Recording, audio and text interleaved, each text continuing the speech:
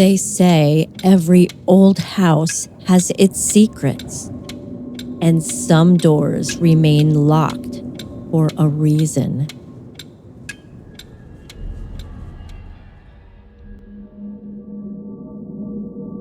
When Daniel moved into his grandmother's house after she passed, he thought the hardest part would be sorting through her memories.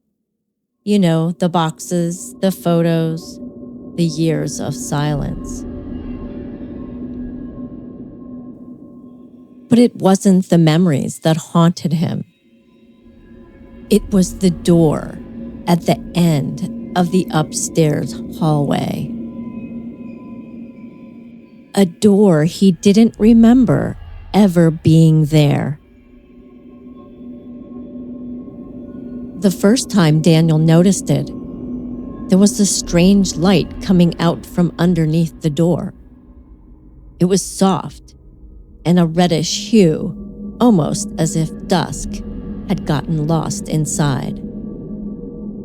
The paint on the door was peeling, and when he touched the knob, it was cold to the touch. He tried to open it, but it didn't budge. It was locked. Later that night, Daniel found the blueprints to his grandmother's home. He spread them out across his grandmother's large wooden dining room table. His only light source was the dimly lit stained glass light fixture that hung over the table. It was just as Daniel suspected. There was no room on the blueprints. There was only a wall. So why did he see a door at the end of that hallway?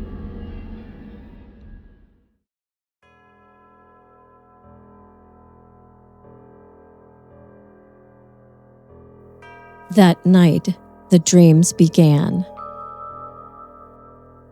Daniel dreamed of being in the upstairs hallway. The door at the end of the hall was open just a crack, and a whisper was leaking out like smoke.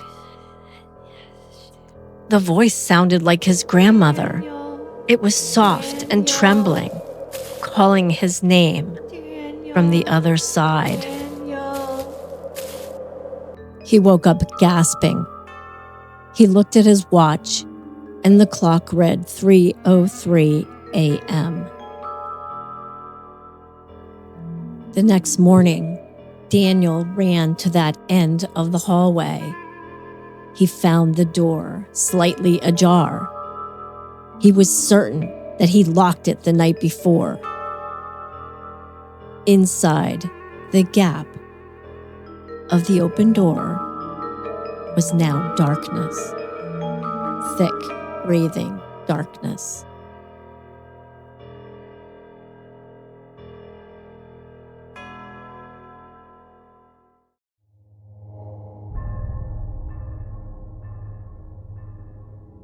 Daniel told himself it was just sleep deprivation, or maybe grief, or maybe just his imagination.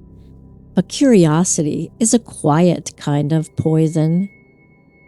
The following evening, Daniel came home to find the door wide open. Inside was a small room. It was dusty and empty, lit only by a single lamp that should not have worked. There were no windows, and there were no outlets. There was no reason for light. On the far wall hung a framed photograph. It was a family portrait that Daniel had never seen before. His grandmother stood in the middle, smiling. Beside her was Daniel's mother, and next to her was a small boy. He looked exactly like Daniel. Except the photo was dated 1984, a decade before Daniel was born.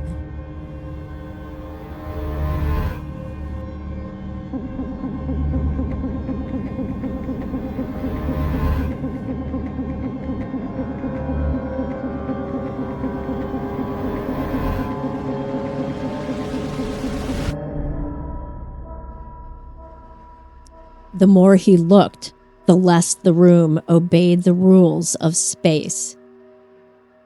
Daniel would leave for a moment, and when he came back, the furniture had shifted. The photo changed, slightly at first. The boy's smile grew wider. His grandmother's eyes turned toward him.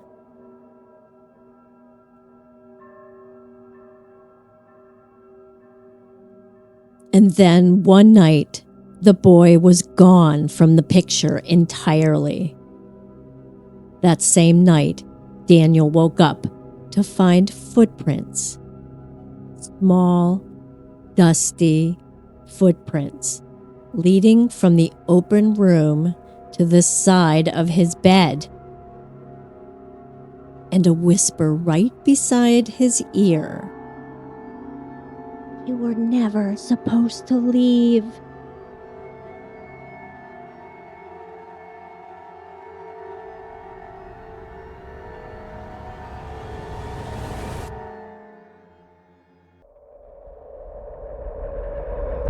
Daniel began to frantically dig through his grandmother's belongings.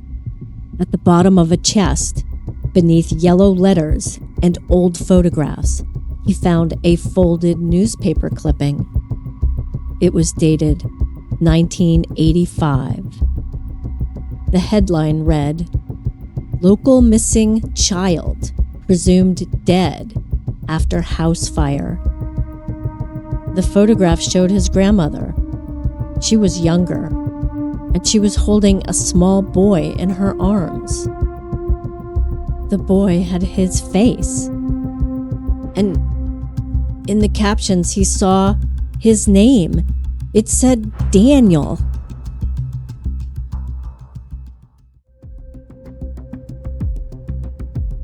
Daniel didn't sleep after that. Not until the whispers grew louder than his own thoughts. The final night came quietly. There was rain outside, but the smell of smoke was drifting throughout the house. The door at the end of the hall stood open, a reddish light spilling across the floor. And this time, he didn't resist. He just walked inside. The light faded behind him, and the door slammed shut and locked.